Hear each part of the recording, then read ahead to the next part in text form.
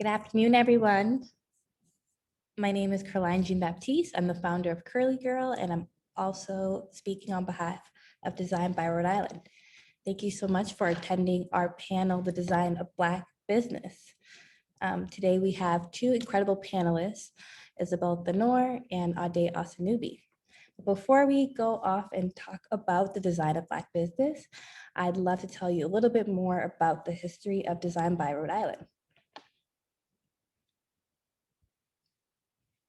Founded in 2013, Design by Rhode Island recognizes the value and impact that creativity, design, and innovation brings to our society and the world at large.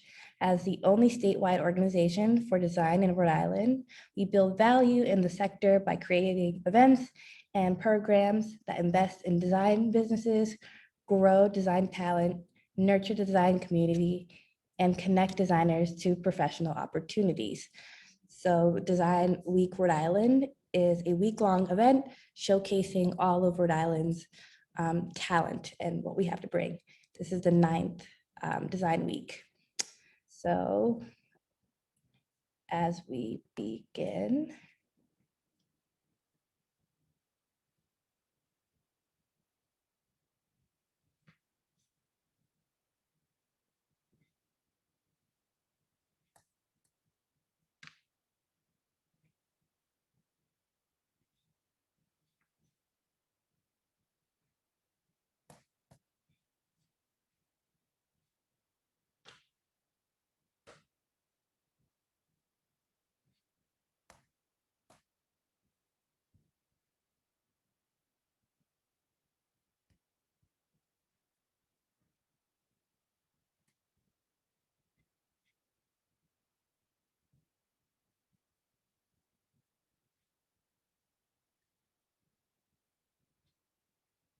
all right, sorry about that.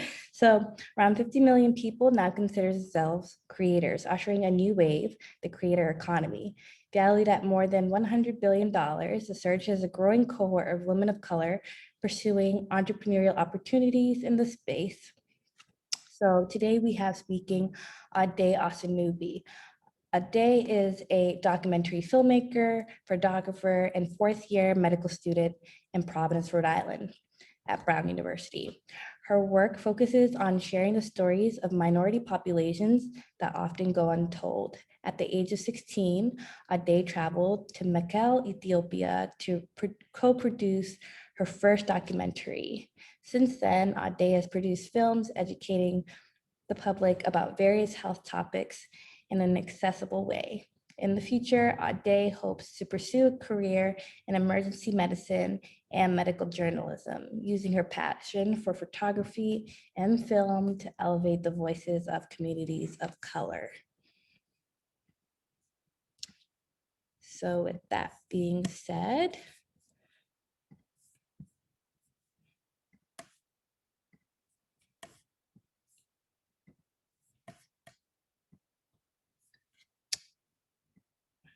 you can now present.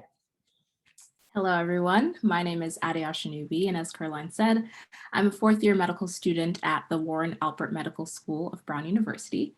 I'm so honored to be here for the 2021 Design by Rhode Island's The Design of Black Business, How Black Creators Are Fueling Innovation and the Economy session. I'd first like to thank Kerlyne for thinking about me and inviting me to speak at this opportunity. I'm very honored. And I'm also super happy to be speaking alongside Isabelle as well, both women that I really respected at Brown. So today I'll primarily be speaking about how I have used art as a vessel for advocacy and how I've used my passion for photography and film to address social justice issues and cultural topics such as colorism. Before I begin, I wanted to give you a little bit more information about me. So I grew up in central New Jersey for most of my life, but then I went to boarding school in a school called Groton. It was very small and it's located in Massachusetts, and I went there starting from 8th grade. My parents immigrated from Nigeria in the 1990s, and I proudly identify as a Nigerian American. I went on to pursue my undergraduate studies at Brown and continued my medical pursuits there. So I've been in Providence for a total of 7 years. I will be there for 8, coming up September 2022. And I'd like to think that I finally earned the title of a Rhode Islander. Next slide, please. Also, excuse any background noise, there's some construction going on, so just gotta bear with me. So while in high school, as Kerlyne said earlier, I started to develop an interest in photography and film. I actually started this journey with film and worked on my first documentary when I was a rising junior in high school at 16. As part of a nonprofit that I co-founded, I went to Mekelle, Ethiopia to film 2 documentaries about obstetric fistula, which is a birth injury caused by prolonged labor, which can lead to both fecal and urinary incontinence, so leaking your waste. A lot of people in the United States don't know about obstetric fistula because if it does occur during birth here, it is often repaired immediately. I was able to showcase these documentary films in various arenas. And through this experience, I saw the true power of how film can connect people to topics that they would have not ordinarily engaged with. I had always known that I wanted to be a physician from a young age. However, this experience piqued my interest in how I can combine these passions to use them to address health disparities and inequities, which I'll talk about in a little bit. After high school, I went on to Brown University, where I had the pleasure of meeting Kerlyne and Isabelle, and I studied public health. I was also part of Brown's program in liberal medical education, which is a combined BA MD program. And since I was in that program, I had the luxury of focusing on intellectual pursuits outside of medicine. I was able to take a good amount of Africana courses and a digital photography course during my senior year. And in taking Africana courses, I learned a lot about my Black identity, and my photography projects often portrayed the Black experience through my eyes. My goal in creating these artworks has always been to focus on stories that often go untold in mainstream media. Next slide, please.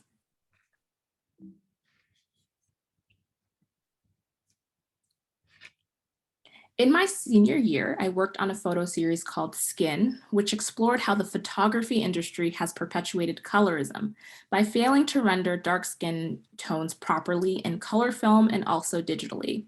So for those of you who are unfamiliar with the term colorism, it is basically a prejudice or discrimination against individuals with a darker skin tone, typically among people of the same ethnic or racial group. So as a dark-skinned woman myself who has experienced some sort of colorism on a daily basis, this piece was very important to me as I explored what it was like as a photographer myself to accurately portray darker skin tones, which I will tell you is very difficult. And this piece was published on Blavity, and it was actually my first published art piece, which was super exciting. And so here you can see some of the images of the series, and on the right, a screenshot of the article. Next slide, please. Apart from talking about the Black experience in the United States and talking about topics such as colorism, I've often tried to use my Nigerian roots and have that influence aspects of my art. From my junior year of college to my second year of medical school, I worked on Adire, Keeper of Yoruba Culture. I'm Yoruba, which is an ethnic tribe in Nigeria. And this was a textile and self-portrait series. In Yoruba, Adire means tie and dyed, and it is a fabric and also a cultural practice of dyeing mainly indigo fabric, as you can see on the garment there. While Adire is mainly used for clothing purposes, it's not just fabric or a fashion statement, it's an art form. Within its intricate designs, it carries the richness of the Yoruba culture. However, with many Yorubas moving abroad and Adire becoming less and less popular to wear, the cultural practice of Adire is nearing extinction. So due to this, I decided that I was going to learn how to make it myself with some YouTube tutorials as well. And I was able to successfully create 3 Adire textiles in my school's art building. I don't have pictures of the textiles here, but it was showcased in one of the Brown University galleries, which was really exciting. And I've actually filmed my process of sewing and using resist dye to make these textiles. And then I finished up the series with shooting some self-portraits of me wearing the fabric. So here are some of the self-portraits I took of myself in my backyard, and this was during the pandemic. Next slide. So as you can see, my photography journey has consisted on focusing on topics that are close to my heart, elevating Black voices, and also really taking ownership of how Black life is portrayed in the United States and abroad. So now I'll transition to talk about my work in documentary film and how I've used this to address reproductive justice and birth equity in the United States. So many of us here are already familiar with the harrowing statistic that Black women are 2 to 4 times more likely to die from pregnancy-related causes in the United States. These disparities are not due to biological differences, but they are due to factors such as racism, lack of access to care, etc. Over the past few years, there's been increasing media attention on health disparities impacting Black mothers. When I started medical school in August 2018, I was bothered by these statistics and I decided to address it in my own way. Starting from my first year of med school, I filmed and produced Black Motherhood Through the Lens, which is a documentary series highlighting the experiences of Black women in navigating infertility, childbirth, and postpartum. I decided to independently create the series because I've always been passionate about women's health, and I felt that there was not much media attention focused on disparities that Black women face along the continuum of reproductive health care. I wanted the series to be all-encompassing because I feel that media representation has emphasized maternal mortality and has left inequities in infertility and postpartum outcomes out of the conversation. For example, Black women may be 2 times more likely to experience infertility and also postpartum mood and anxiety disorders. Black Motherhood Through the Lens has truly been a labor of love. I was the researcher, I was the director of photography, I was the editor, I was a sound person. And I started officially working on it in February 2019. I applied through a scholarly concentration program through my school, and I was given grant funding. In the beginning, I, of course, used my time to do research and recruit women to interview and be part of the film. I recruited them through activist spaces, people I knew in the Rhode Island area, and also physicians. And then summer 2019 was when I actually began filming my first film, which is called Misconception. You can see the screen capture at the bottom. And then I began production on Black birthing and Mama Bear like simultaneously from September 2019 to January 2020. And then came the COVID-19 pandemic, and that pushed my last film back a little bit. Luckily, I was able to finish production on Partum. I don't have a picture of it here, but I finished it back in November 2020 and finished editing it completely in January 2021.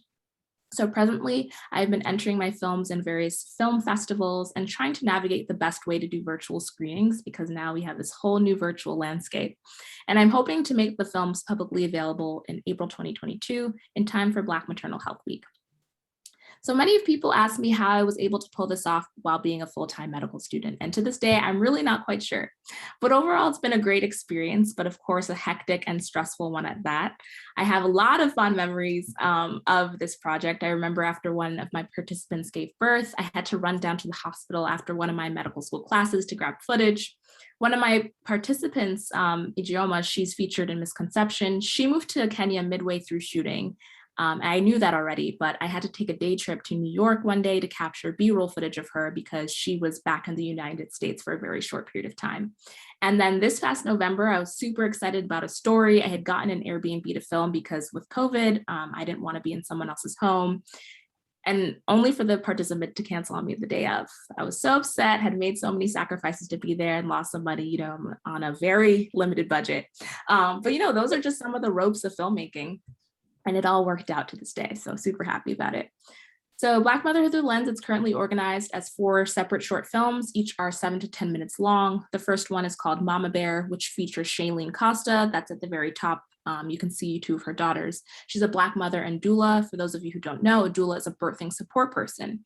And she talks about her experience with infertility while not having health insurance and also her path to becoming a doula. And this story is really important to me because I wanted to feature someone who was going through infertility, who couldn't afford things like IVF or other assisted reproductive technologies. Black birthing, which is the second photo on the right, features Sharon and Benjamin and the days leading up to her birth and days after giving birth to her daughter. And she discusses the fears that she felt going into giving birth as a Black woman and how she wound up having a very diverse patient care team, which led to her having an overall positive birth experience. Misconception is about Ijeoma Kola. She is a PhD and lifestyle blogger, and she experienced infertility and an early miscarriage. And she talks about her emotions surrounding that and how infertility in Black and African communities can be a taboo because there's stereotype of Black women being hyperfertile.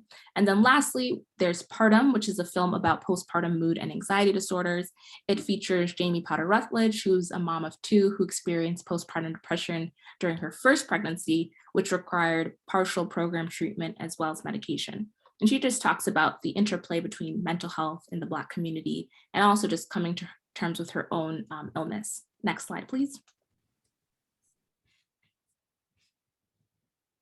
So looking to the future, I, of course, want Black motherhood through the lens to be in as many audiences as possible. So far, it's been accepted to 7 film festivals, both in the United States and internationally, and it was recently accepted to the American Public Health Association Film Festival, which is very exciting. Additionally, I've been able to do over 10 speaking engagements and screenings over the past 9 months and hoping to do more.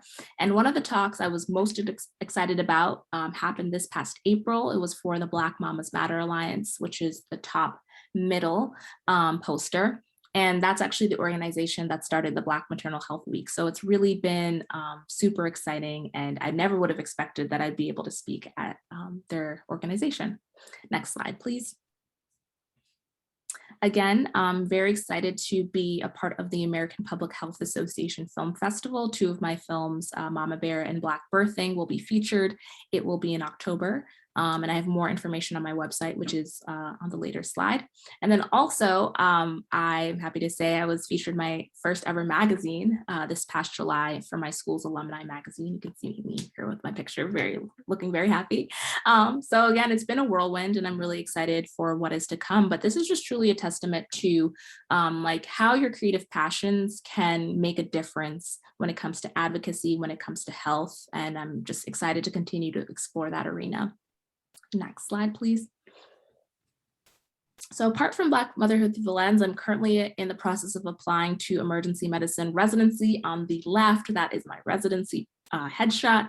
And I actually submitted my application on Saturday. Again, I'm really excited to continue to use my passions for photography and film to raise awareness about various health topics. And I'm hoping to pursue a career in medical journalism and narrative medicine in the future to help foster those interests. And here's a picture of me on the right speaking to a camera. You know, hopefully in the future, I'll be doing that more. So next slide, please. And here is my contact information. So if you're interested in learning more about Black motherhood through the lens, you can visit that website. And again, you can follow me on Twitter where I post more about different screenings that I'm doing, different talks of this nature. So thank you so much for listening. And thank you so much, Kerlyne and Design by Rhode Island for having me, and looking forward to answering any questions you may have. Great. So.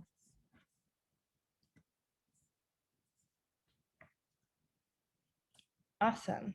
So we'll just open the chat up a couple of minutes for people to type in any questions if you guys have any. So Adire, it is so great to hear what you've been up to here at Design by Rhode Island. Thank you for explaining how you design in entrepreneurship and within photography. Here at Design by Rhode Island, we believe design is a critical economic sector that drives change globally, socially, and culturally. It's so awesome to hear what you've been up to all day. And I loved hearing your design process with Black motherhood through the lens. I'd love to just hear a little bit more. How is Rhode Island or your design community helping you grow right now beyond just Black motherhood as a lens, through the lens, yeah. I would say Rhode Island has been critical to the process because 3 of the women in my films are from Rhode Island. They are change makers in this community. Again, Kerlyne, she's a doula and part of a doula collective, and is just doing so much advocacy in, you know, supporting women of color in the birthing sphere. So again, like, Rhode Island is small, but it's mighty, as you all know. And I don't think I would be able to do this in another place like New York or New Jersey. And so currently it's the women in my film from Rhode Island. Again, Brown has been really integral in, you know, helping me financially, providing mentorship as well. So yeah, we'll see. I don't know if I'll stay in Rhode Island for residency. It's all up to the match day computer. But Rhode Island will always have a piece of my heart. So yeah. Awesome. And what are some of your challenges right now as a Black creator and designer? Great question. So I didn't really touch upon this in my presentation because I was limited by time, but I do like photography work for, you know, just like helping pay for things regarding school. I do residency headshots, I do graduation photos. And so again, that was challenging to schedule, especially when I was on clinical rotations last year. Like I'd be full day of rotations and then, okay, let me pop over to campus and do a grad shoot. And so that has been really rewarding. But I think one of the main challenges for me is just keeping that creative energy alive. I think, of course, as you know, as time goes on and you have more responsibilities, it's even harder to just have the energy to sit down and be like, I want to do this, not for a brand, not for an opportunity, but I just want to do this for me and I just want to sit and create. And so I feel that at least photography, you know, I did the self-portrait series during the pandemic, which provided me with that time, but just doing just different like editorials and things that I would have wanted to do has kind of taken a back burner. So I think one of the challenges, especially like Black women, we're expected to be excellent at all times. We're expected to always be producing, always be creating. You know, I have that pressure on myself, like, wow, you know, you really should be doing more photography right now, even though right now my focus on film. So I'm just trying to be patient with myself. And, you know, I'm only human and we only have 24 hours in the day. So yeah, I'm just trying to be patient with myself and giving myself grace, even though I'm not able to create like what I envision myself creating at this point. Amazing, amazing. So who are some of your design inspirations and why? Ooh, great question. So there's a lot of people that I follow on Instagram. One person is Tayo Jr. He's a photographer, he's Nigerian. He actually started like 3 years ago and it's like really blown up doing all these editorials. His work is just extremely unique and beautiful. And I just really respect people who, you know, really love their craft and also, you know, it wasn't necessarily something they started off doing. They were like, I like photography and I'm going to pursue this wholeheartedly, and like, look where he is. And there's another person, his name is Alex. He's based in the UK. His stuff is just beautiful. I don't know how else to describe it. I might just drop it in the chat for you guys all to, you know, ooh and ah over. So those are two people. And there's like so many Black women photographers. There's another woman named it's either Damila or Damilola. She's based in North Carolina. She does a lot of self-portraits and she actually really inspired me to do self-portraits myself. So yeah, those are just some of the people who really inspire me because they just like somehow find the creative energy to produce this beautiful work. Yes, and your recent self-portrait was featured in MeFeeder, which is a major Black publication. Mm-hmm. I think they have over 100,000 followers on Instagram. Mm-hmm, mm-hmm. I did some research on you and I saw that you were also featured in Blavity. Can you talk a little bit more about that? Mm-hmm. So No, that was Blavity, Glamour. Can you talk a little bit yes, about that? Glamour. So I'm also dabbling in writing because, you know, writing has always been, I've liked to write, but I wasn't ever sure if I was good at writing. So that is like another challenge that I was like, okay, let me sit down and like figure out how to write. And so I wrote a piece for Glamour that is called Where Are All the Black Women at the Fertility Clinic? And it explores my experience doing a rotation in reproductive endocrinology and infertility, which are physicians who help people who are having fertility issues. I rotated there for a month in Rhode Island. And I just noticed that there were not many Black women, you know, receiving these services, which is something I had already known. So it really explores just the disparity when it comes to Black women and other women of color accessing fertility treatments. And I also talk about Mama Bear, which features Kerlyne, who did not have health insurance. And she actually discussed like having to eat ramen noodles in order to afford like other fertility treatments. And then one of her physicians actually gave her free samples of medication. So it really just shows like the resilience because oftentimes the face of infertility in media is a white, wealthy woman. And there are women of all ages, all backgrounds, all races that are experiencing infertility. So I wanted to write this piece to kind of shed light on that. So that was exciting. It was published during Black History Month. That's amazing. Wow. Thank you so much for sharing, Day. Does the audience have any questions? You can unmute if you do.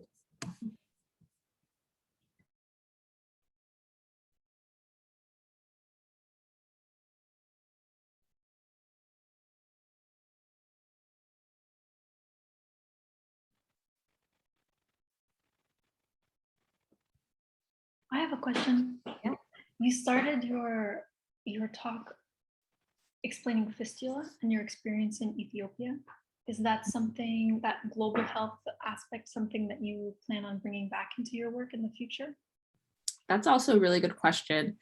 I think my interaction with global health is a little bit complicated. I actually stepped back from doing that global health work specifically because I want to make sure, like coming to Brown and like learning about the implications of global health work and, you know, doing more harm than good.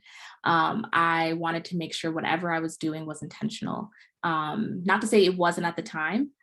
So I do think I would like to do global health in the future. There's a really big space for global emergency medicine. But again, I want to do it cautiously and carefully. So if the right opportunity arises, I'd definitely be open to it.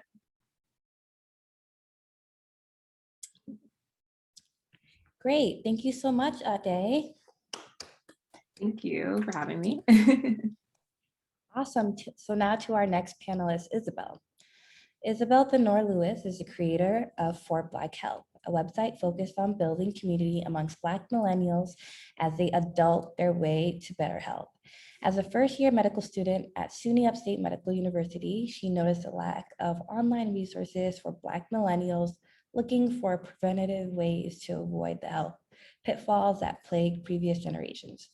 During her time as a Maynard Fellow at the University of Southern California's Annenberg School of Communication Journalism, she worked with media professionals to create For Black Health. She continues to grow and expand her brand while in medical school. In 2016, she graduated from Brown University with an anthropology degree with honors. Her honors thesis focused on the emotional labor exerted by Black journalists while covering issues of racism during the tumultuous summer of 2015. In her free time, she loves to collect fiction books by contemporary Black authors, rewatch Inception for the millionth time, and learn new ways to avoid spending money at Starbucks by becoming her own barista. So you can go along, Isabelle. Perfect. Thank you so much, Kerlyne. Thank you so much, Adire. I really am inspired by the both of you. Just echoing everything Adire was saying. It's great to be reunited, even though it's on Zoom, with these beautiful ladies from Brown. So I'm going to try to share the appropriate screen. Then we can get started. So hopefully everybody can see that. Oh, whoops, did it go away? Yikes, 1 second. Okay, hopefully everybody can see that now. Okay, cool. Perfect. So like Kerlyne was saying, my name is Isabelle. I'm a first-year medical student at Upstate Medical University in the very temperamental, very cold Syracuse, New York. But I guess it's not really all that different from Rhode Island. So shout out to Rhode Island for kind of like training me in terms of how the weather is going to get up here, or often gets up here, rather.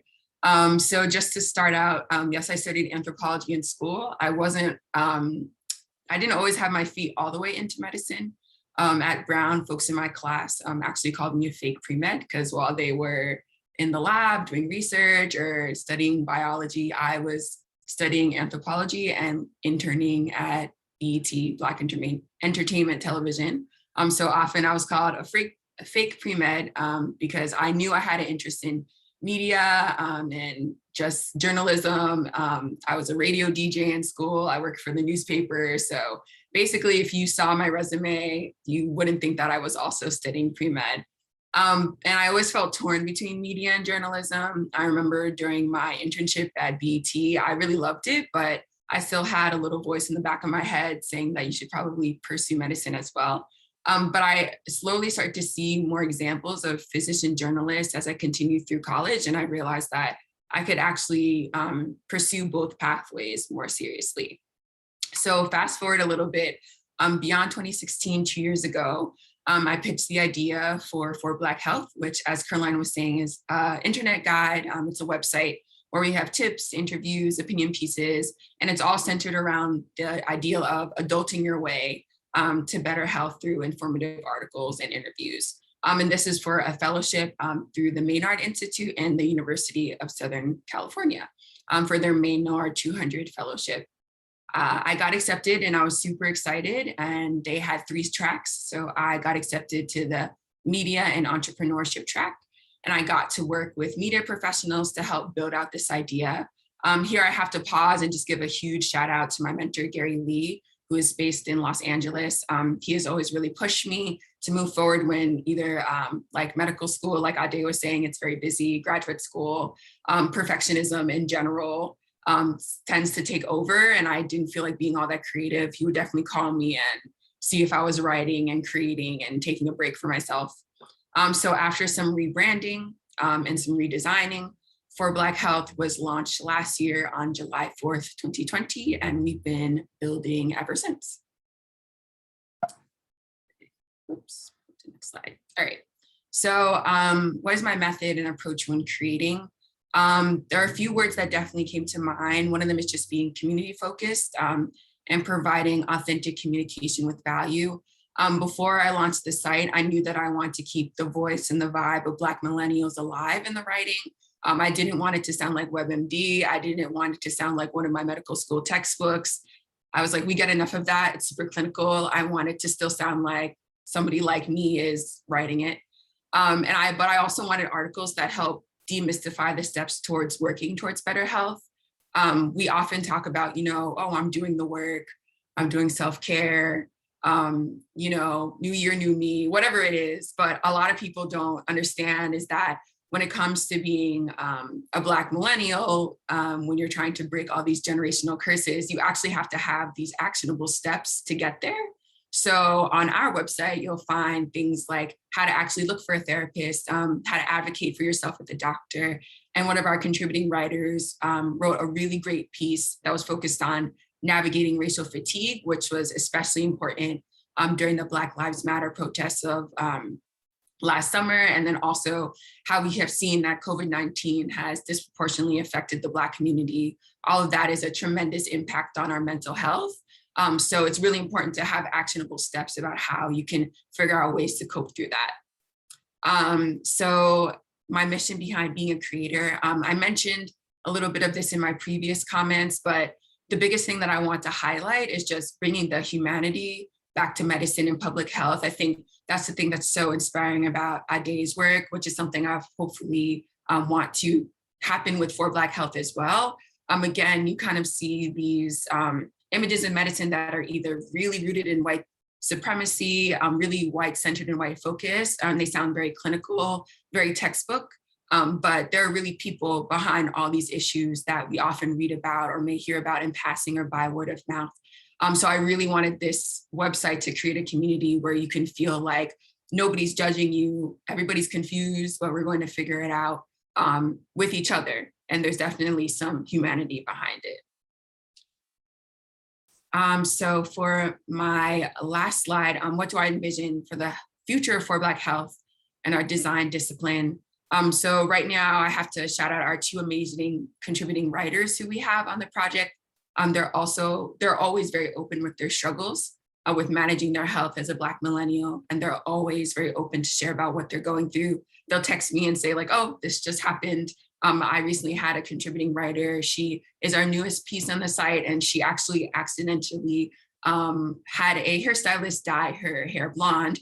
I think it looks amazing, but what came up for her is that, she kind of started to think about all the ways that she was silenced as a young Black girl and how that's kind of perpetually prevented her from advocating for herself and speaking up for herself at the hair salon when she realized that the hairstylist was not giving her highlights, was actually dyeing her entire head blonde.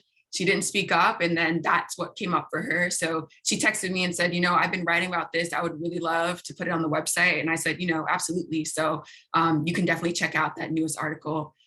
So that's something I really hope to do, collaborate with Black millennial writers. I would really love to have partnerships with medical centers and with disruptive health startup companies, again, to make sure that they are reaching Black millennials in an authentic way, in a way that really is valuable to us, that communicates with us, and just generally expand beyond the internet into building a larger brand, to build more community amongst Black millennials.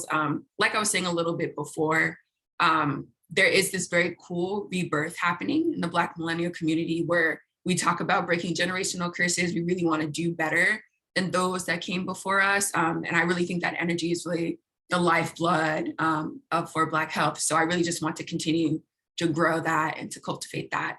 So you can find me if you want to send me an email at isabelle@forblackhealth.com or Instagram @forblackhealth. And then you can find all our articles at forblackhealth.com. So that is all I have for you folks this afternoon.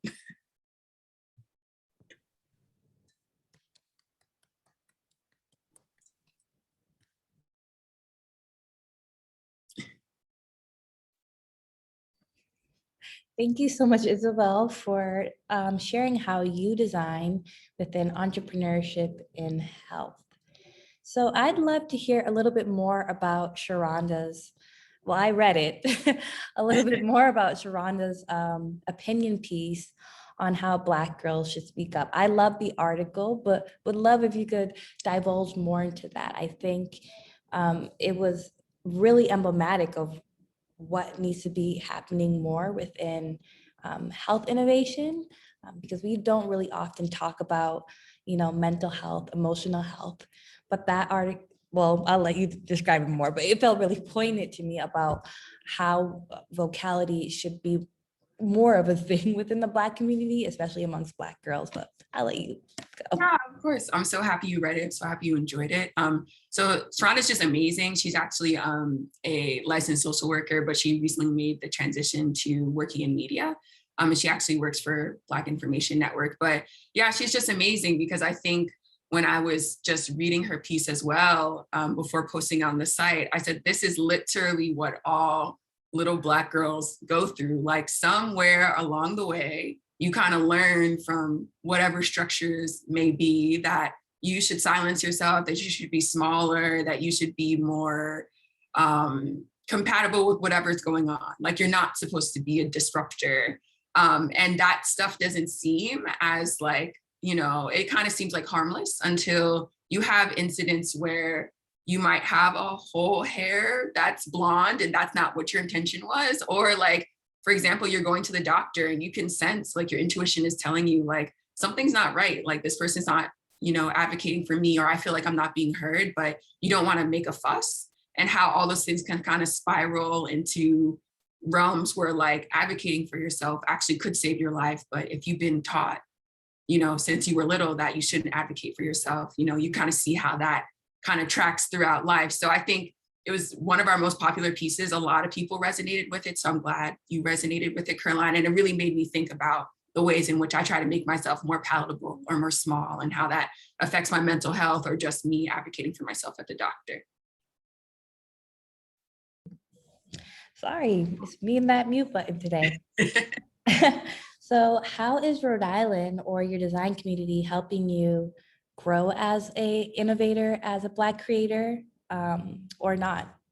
Yeah, so I definitely just have to shout out Brown University. Like, I think that's really where it all started for me, where I was given the space to kind of just be this creative being and have extracurriculars that allowed me to be creative. So, and also just being around people. I think the greatest thing about being around you ladies, being around, folks in our Black community at Brown is that everybody had a plus, and like they were a student and they did this, a student and they did that. And it was just really inspiring to see just the way that folks were like designing. And I don't think we really knew that we were designing at the time, but looking back at it, we really were doing really cool and innovative things. And I think also just like Black creators, Black designers, Black entrepreneurs are just so incredibly supportive. Like just being able to connect with folks over social media has been great too. So yeah, Rhode Island has been a huge part. Black designers have been a huge part. So I'm grateful for all the community and the support. Good to hear. Good to hear. And what are some of your challenges as a Black creator and innovator right now? I think the thing that comes to mind, since For Black Health is just so much on the internet, like very much so based on the internet, very much so based in social media, is definitely just the algorithms, to be very real. I think we've all, if we haven't heard about whether it's like TikTok or Instagram or Facebook, like it's a lot of the time the Black creatives that get pushed to the back or aren't seen as more in the forefront in your newsfeed, and therefore aren't getting partnerships with, you know, major brands that maybe a white creative may have gotten because of however the algorithms are set up. And I personally found that as well, like trying to boost posts and then it gets flagged because it's like a social political issue. And then I have to go through the whole thing of like proving that I'm not a bot, trying to bring down the US government, like when I'm just trying to like promote an article. So that gets very frustrating because the things that I'm talking about, I don't think are political at all or controversial at all, but it kind of gets grouped into this category that it's like extremely radical. So that could get pretty frustrating for sure. So just trying to figure out innovative ways to break out of that or just like work within it in a smarter way. So. Absolutely, I second that. So I read an article recently on how Instagram's algorithm radicalizes certain hashtags, some of them being hashtag dark skin. You know, we know of the popular hashtags like Black Girl Magic that have become now like mainstream iconography, but for folks who are very niche, like hashtag dark skin, maybe some of the hashtags that you use, they can be sometimes radicalized. Yeah, absolutely. Yeah. So does the audience have any questions? You can come off mute if you do.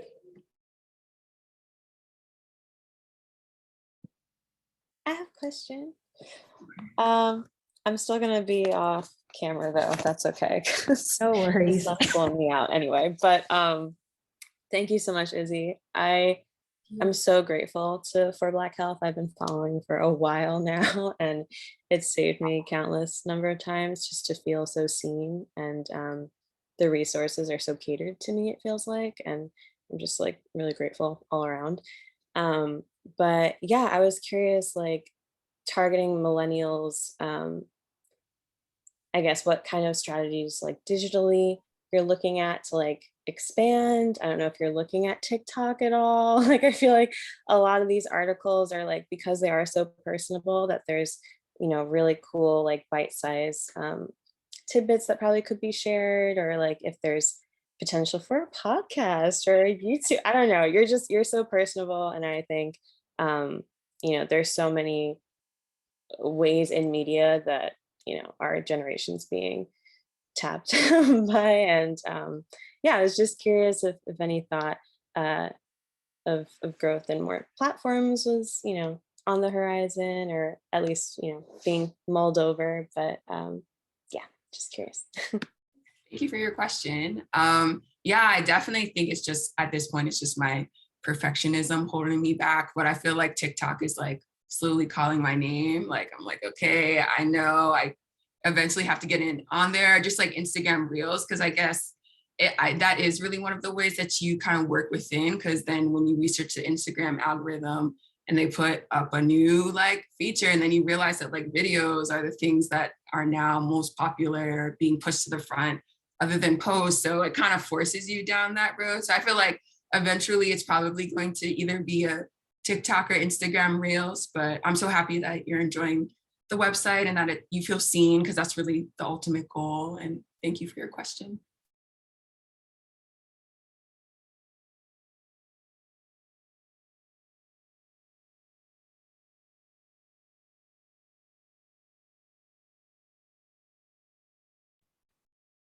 I have a question. So is there a feedback loop that you can incorporate into this work? Like Sabrina just mentioning how that information had helped her, how it had helped her navigate. I'm curious, as a designer, you know, feedback is such an important part of what we do, that like feeds into the work that you do in a specific way, or if you could talk about your process. Yeah, of course. So I feel like it was very hit and miss in the beginning. It was very much so focused on like, okay, I think these are the things Black millennials are talking about. But before I launched the website, I actually did have a like informal focus group with some of my friends here in the medical school. And I kind of was just picking their brains to see what they would want to see on a site like that. But that's kind of where we started. And then I think the feedback loop comes from honestly, like spaces like this, like hearing that Kerlyne really enjoyed, like hearing about advocacy, and then that kind of gets my brain moving about, okay, how can we implement that more? Or and also just having folks like DM me, like we'll get a lot of DMs and people will say, oh, I really, really enjoyed this article. So it comes a lot from that. Like, I think half of it is just like me reaching out to folks and then folks reaching back, and then it becomes this like cyclical thing. Yeah. Thank you for your question. Amazing. Thank you, Isabelle. All right, so now with the remaining time, definitely would love to open up a group conversation between Isabelle, Adire, and I, and anyone can join in. So you can just unmute and we'll just treat it salon style to really foster some true Black creativity.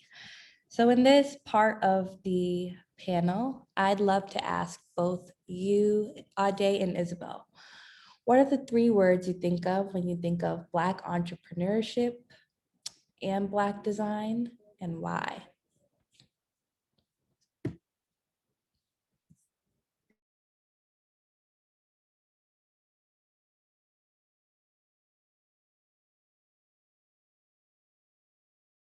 It's hard to put into 3 words, but I'll say, like, I think the 3, hopefully I come up with a third. The 2 that came up were like leadership, because I think, like Adire was saying, it's a lot of like, the schedules looks crazy. Like when she was talking about running from A to B, it's very much so like you have to be a leadership over your time, over your energy, et cetera, et cetera. And I think just like fearlessness, because again, like a lot of these spaces were not meant for us. So we're trying to build a specific niche space, and you kind of have to just put fear to the side, perfectionism to the side, and kind of just make it happen. Those are the 2 I could think of. Maybe I'll come back with a third, but maybe I did. I don't know. I also had like 1 to 2. One of the words is disruptive, in a good way. It oftentimes has a negative connotation, but I think like disrupting the status quo, shaking things up is what Black people are doing and have been doing in the creative sphere. And again, innovation. Just there's so many like portraits that I've seen that I've just like used like things that I ordinarily wouldn't have like thought of for a portrait, for example, that is just like beautiful and like serene, and all of the words I could use to describe it. So those are 2 that I would use for now. If I come up with a third, I'll let you know. Amazing, amazing. So some of you may know this, but only 2% of designers are considered Black. And as we usher into a new era of creativity, what would you propose could be a way that we can bring in more diversity and more inclusion into the design space, not only within the greater internet sphere, but here in Rhode Island, the state that both you, Isabelle, and Adire mentioned has cultivated a lot of your creative talents? Speak on this. I think money and capital is really important because a lot of these fields they're not necessarily the most lucrative, and at least coming from an immigrant household, your parents are like, see 3 main careers as the way to go because it brings financial stability. And so, even though I'm in medicine and also creative, like if I just was a creative, I don't think my parents would be like the most pleased, So I think having more grants to support high school students, to support younger students, to support people in college, because again, like with this film that I did, it was funded mainly through Brown and different grants and some self-funding. I wouldn't have been able to do it myself. So I think it's really important to provide that financial support for Black creatives so that they can feel comfortable pursuing those passions and not feeling the pull of, oh, I need to provide for my family. Oh, I don't want to know, like, I want to know where the next meal is coming from. Like, you know what I'm saying? So. Right. And a shameless plug for Design by Rhode Island, but they have a PVD Catalyst program that provides grants for creatives, and their mission towards diversity and inclusion is on their webpage. the front page. So, but what are your thoughts, Isabelle, knowing that only 2% of designers are Black, and now we have this ushering wave of creatives? What do you think should be a plan for diversity and inclusion? Yeah, it's funny. I have to echo everything Adire was saying. Like, I'm Haitian and it's very similar. Like, there are only 3 major pathways in terms of seeing as like a stable career. And the only way that I really was able to get kind of cultivate that, you know, creative sense in me during Brown was because honestly, like, it was free. I was paying tuition, but you know, I could go to the radio station and try that out. I could go to the school newspaper and try that out. You know, it just needs to be more so of like a way that you can explore things without feeling like you have to come out of your pocket to make it happen. Because I think that's when you start to reconsider whether being a creative is something that you should pursue. And I think it also takes a lot of creative energy out of you, having to sit and wonder where your next meal is coming from. Like, it just doesn't actually work compatibly. So if you don't have to worry about the basics and you can actually use your brain to think of creative ideas, I think we would be a lot better off for sure. Amazing. So it's great to hear that you think that there should be a lot more resources provided to Black innovators, designers, and creatives. So with a couple more minutes left, would love to thank Isabelle and Adire for taking their time out of their busy schedules to talk about For Black Health, as well as Black motherhood beyond the lens. Yeah, with the last 2 minutes remaining, does anybody else want to ask questions or jump into this group conversation? Don't be shy. I just want to thank you both so much. This was such a great way to spend an hour on a Wednesday. I learned a lot from both of you, and I'm really grateful to the work that y'all are putting out there for us. Yes. And I would like to re-emphasize that here at Design by Rhode Island, we believe that design is a critical economic sector that drives change globally, socially, and culturally. Thank you guys so much for being a panelist for 2021 Design Week Rhode Island. For our panel, The Design of Black Business, how Black creators are fueling innovation and the economy. Yeah, so with that being said, so we have a question from Jonathan Speed. What resources can someone in the venture capital space provide to the group?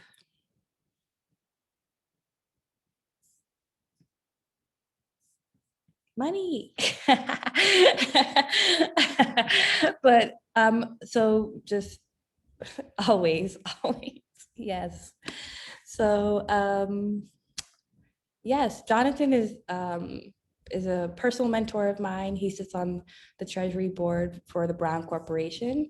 So Jonathan, I can talk about that with you offline if we want to get more granular with it. But now that it's exactly 3 p.m. I'll just chime in. I just wanted to listen. So one, I'm sorry I came here late, and you know, what I did get to hear is very inspiring. And you know, from a granular perspective, you know, it's tough to raise money and get things done in these big buckets like finance and tech and biotech. And I know that it gets even slipperier when it gets down to the creative side of the house where you guys are participating in. And as was mentioned, so I'm an emeritus trustee at Brown, and I'm on the, I'm a venture partner at Waterman Ventures, but I'm also an entrepreneur. I just got accepted to the NEC Entrepreneurship and Residence Program. And so what I really would love to know from this group is, you know, how can I, as someone who's been involved with tech and finance for 30 some odd years and has a fairly large network, how can we be supportive of the things that you're doing? So I'm out here in San Francisco, and, you know, I want to be able to help you guys where I possibly can. So, and money is always the one I know everyone needs. So I will always keep that in mind, but money doesn't get you everything. So I just love to hear from, a couple of you. What are some other things that you're looking for, so I can keep them back in my mind and hand them off where possible. So thanks for letting me do that little monologue. And then, and I know all of you are really strong folks, so I expect to hear some requests from you.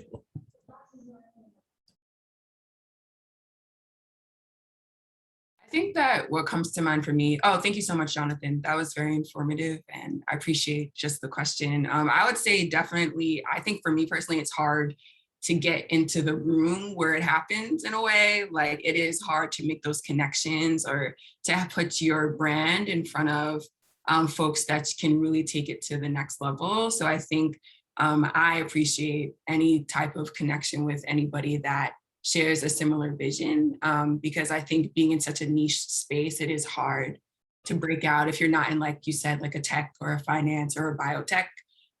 So that's what just comes to mind for me, aside from money, of course.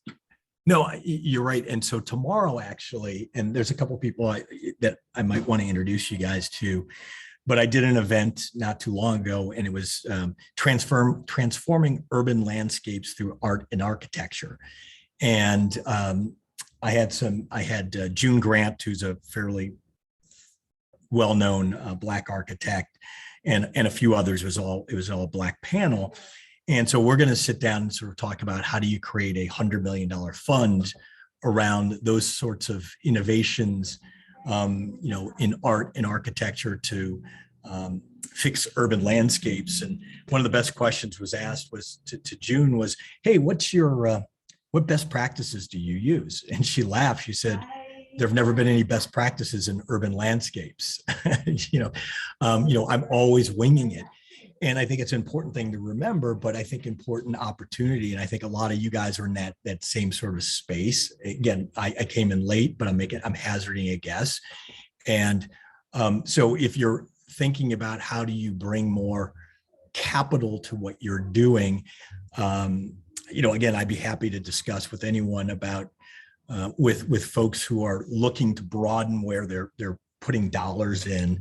I'm part of a relatively new group called Black VC, and was happy to be amongst 30 African Americans in VC in San Francisco.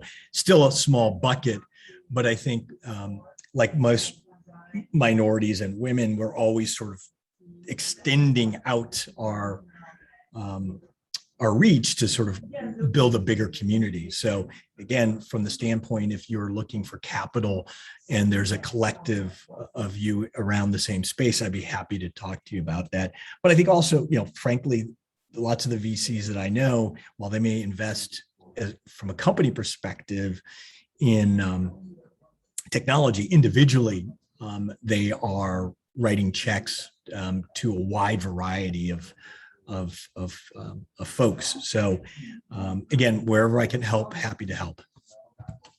Awesome. And then I'll just end with saying that to answer Jonathan's question super quickly, as a person who just started fundraising for her venture, my natural hair care company, Curly Girl, is that the thing about Black creators is that we really are in tune with the problem, with the need, with our market niche, but in the typical format of a deck, we haven't really just mastered maybe the financial storytelling, like what will be the milestones and how you will really budget the creative process.